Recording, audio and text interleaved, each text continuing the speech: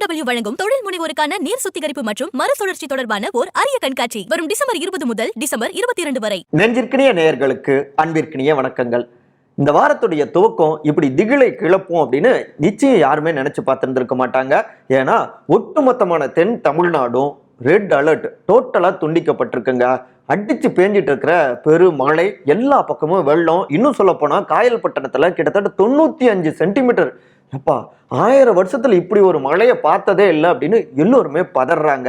என்ன நடந்துகிட்டு இருக்கு தென் தமிழ்நாட்டில், எங்க நம்ம தப்பு செஞ்சோம், எங்க எதை மிஸ் பண்ணோம், அடுத்த கட்டமாக என்ன நடவடிக்கைகள் போயிட்டு இருக்கு, எக்கச்சக்கமான விஷயங்கள் இருக்கு. கள நிலவரம் பகீர் கூட்டிட்டு இருக்கு. இன்னொரு பக்கம் பார்த்தோம்னா அரசியல். ஒரு அமைச்சர், டைரக்டா பேர் சொல்லிடுறேன், அமைச்சர் செந்தில் பாலாஜி, அவங்களுடைய குடும்பத்தினர் பரிகார பூஜைக்காக சில பிளான் போட்டுட்டு இருக்காங்க. ஏன்னா ஜோதிடர் கொடுத்த அந்த முக்கியமான வார்னிங். இப்படியாக நம் முன்பு இருக்கக்கூடிய இந்த தகவல்களுடைய முழுமையான தொகுப்பு, பரபரப்பான அந்த பின்னணிகள் தான் இன்றைய நம்முடைய விரிவான இளங்கோவன் எக்ஸ்பிளைன்ஸ். நான் உங்கள் சகோசே த இளங்கோவன். நிகழ்ச்சிக்கு போகலாம்.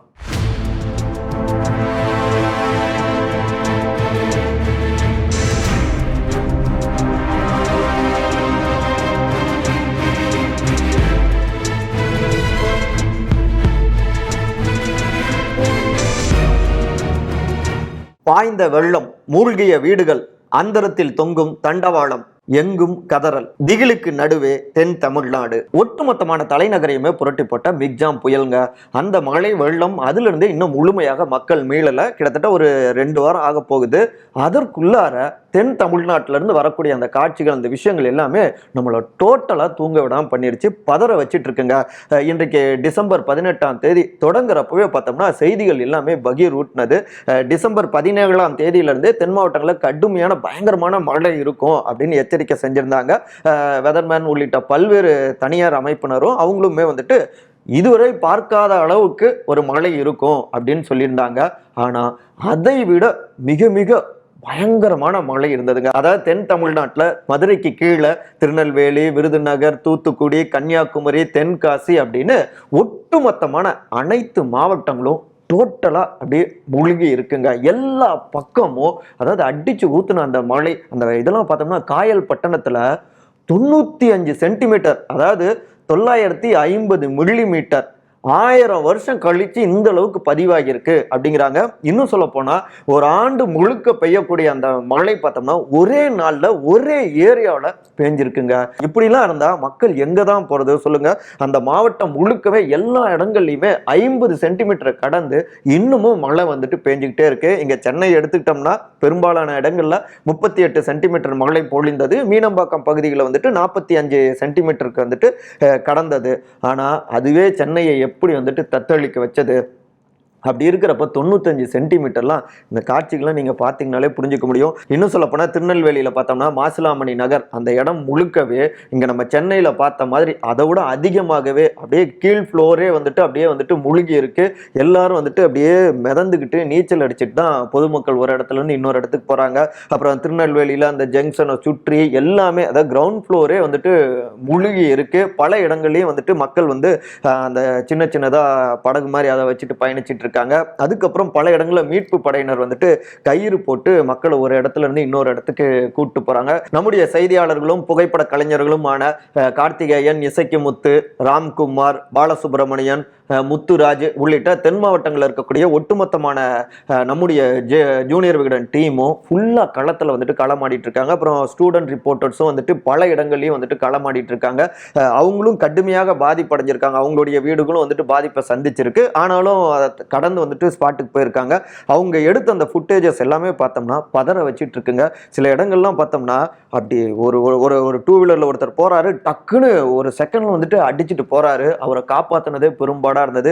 நிறைய இடங்களில் வந்து பார்த்தோம்னா கர்ப்பிணி பெண்கள், குழந்தைகள், முதியவர்கள் இவங்கெல்லாம் பாதிப்படைஞ்சிருக்காங்க.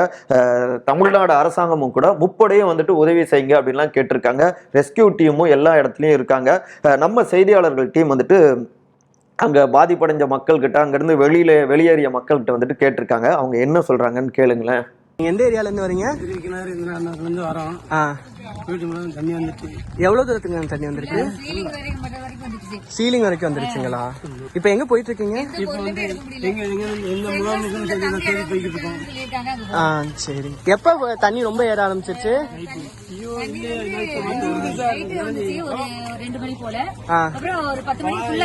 ஃபுல்லா ஏறிடுச்சு. எதுவுமே எடுக்க முடியாத இருந்த வீட்டுல குழந்தைங்க எல்லாரையும் அழைச்சிட்டு வந்துட்டீங்களா? குழந்தைகளை மட்டும் கூட்டு வந்திருக்கோம். இருக்கிறத மட்டும் எடுத்து வந்திருக்கோம். அவ்வளவுதான். வேற எதுவுமே எடுக்கல. எல்லாம் எடுத்து வைக்கவும் முடியல. சரிங்க சரிங்க, தேங்க்யூ. அவங்களுடைய குரல்ல இருந்து பதற்றமோ இது வரைக்கும் வந்துட்டு இல்லாத ஒரு மழை பேஞ்சிருக்கு அப்படிங்கிறதையும் புரிஞ்சிக்க முடியுது. திருநெல்வேலியில ராமலட்சுமி அந்த மருத்துவமனை பார்த்தோம்னா எல்லா பக்கமும் ஏதோ ஆத்துக்குள்ளார வந்துட்டு நம்ம இருக்கிற மாதிரி அப்படியே மிதந்துகிட்டு இருக்குங்க. இன்னொரு பக்கம் ஸ்ரீவில்லிபுத்தூர் வட்டாட்சியர் அலுவலகத்துக்கு எதிரே இருக்கக்கூடிய அந்த கண்மாய், லைலா பேரி கண்மாய் கரைன்னு சொல்லுவாங்க, அது வந்துட்டு உடைஞ்சு அந்த நீர் எல்லாமே அப்படியே ஊருக்குள்ளார வர, இப்படி பல இடங்கள்ல நம்ம சொல்லிட்டு இருந்தா அப்படியே சொல்லிக்கிட்டே போலாங்க. அந்த அளவுக்கு எல்லா பக்கமும் வெள்ளக்காடு.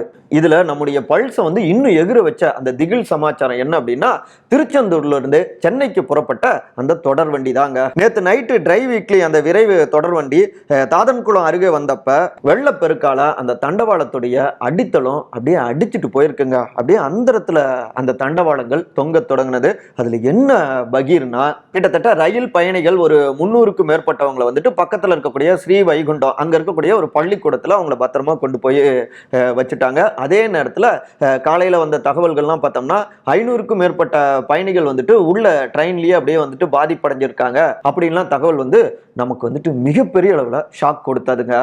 அவங்கள மீட்கிறதுக்கு உடனடியாக அந்த ஸ்பாட்டுக்கு வந்துட்டு தேசிய பேரிடர் மீட்பு குழுவினர் விரைந்தார்கள் அப்படின்லாம் தகவல்கள் வந்தது. நிறைய இடங்கள்ல வந்து பார்த்தோம்னா தகவல் தொடர்பு வந்துட்டு நமக்கு உடனே செய்திகள் வரல. முன்ன ஒன்று வருது, அடுத்து அங்கே என்ன நடந்தது அப்படிங்கிறது உடனே நம்மளால சரி பண்ணிட்டாங்களா அப்படின்னு பார்க்க முடியல.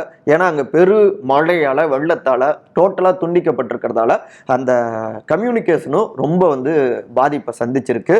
தத்தளிக்கும் தென் தமிழ்நாடு, களமிறக்கப்பட்ட 9 அமைச்சர்கள் படை. மிக முக்கியமாக தொடக்கத்திலேயே திரு KKSSR ராமச்சந்திரன், அப்புறம் திரு தங்கம் தென்னரசு, அப்புறம் திருமதி கீதா ஜீவன் உள்ளிட்ட 5 அமைச்சர்கள் டீமை வந்துட்டு ஸ்பாட்டுக்கு அனுப்பியிருந்தாங்க.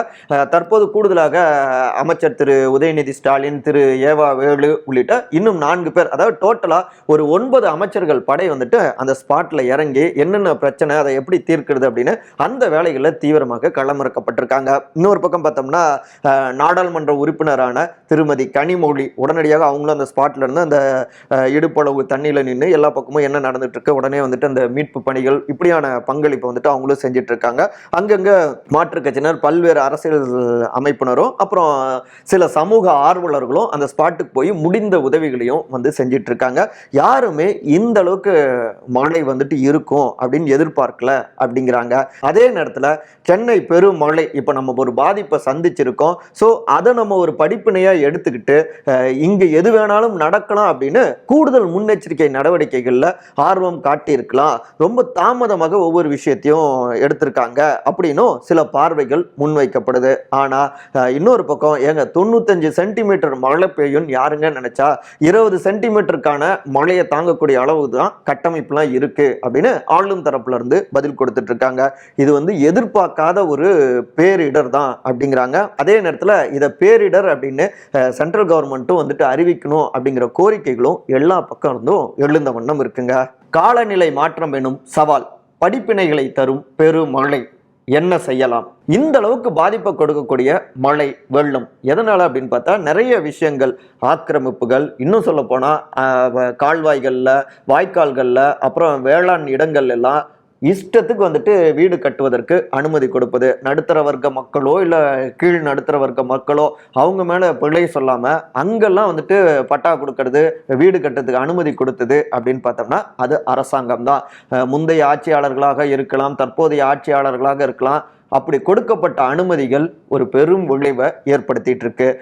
பல்வேறு அரசாங்கத்துடைய கட்டடங்களே நீர்நிலைகள்ல இருக்கு அப்படின்லாம் செய்திகள் வருது. அப்புறம் எங்க போய் சொல்ல, இன்னொரு பக்கம் இப்போ கால்வாய்கள் வந்துட்டு முறையாக தூர்வாரப்படாம இருக்கிறது, அப்புறம் வந்துட்டு ஆற்று நீர் போற அந்த பகுதிகள் அந்த இடம்லாம் வந்துட்டு ஆக்கிரமிப்பா இருந்தா அந்த ஆக்கிரமிப்புகள் அகற்றப்படாம இருப்பது, அப்புறம் மழை நீர் வடிகால் போன்ற விஷயங்கள் அதை வந்துட்டு முழுமையாக நிறைவேற்றாமல் இருப்பது, இப்படியே நிறைய வந்து நம்ம சொல்லிக்கிட்டே இருக்கலாம்.